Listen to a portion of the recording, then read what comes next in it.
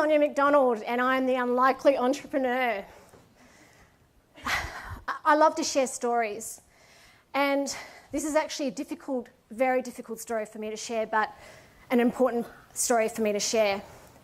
A number of years ago, I was living in Shanghai, China, and we lived in this warm and inviting apartment. But on this particular day, it was cold and it was foreign to me. And I was curled up in the corner of this apartment, and I don't know for how long I'd been crying for, but my whole world just fell apart. And the most devastating thing happened to me, and I had become a full-time single parent in the middle of China. And it wasn't until my beautiful 3-year-old daughter came up to me and she said, Mummy, please get up. And I looked up at her and I knew I had a choice.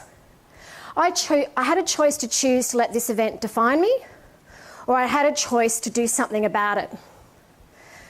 Now, this story does end well because I did choose the latter, so I decided to do something about it. So I packed up our bags, and that was one of the toughest days of my life, leaving my life there, and we moved back to Australia. And I moved back to Australia with $2,000 in the bank and a pretty crappy Holden Commodore. Now, Holdens are good, and this is not actually a picture of my car, but it was a pretty crappy car, and I thought to myself, what am I going to do? What am I going to do now?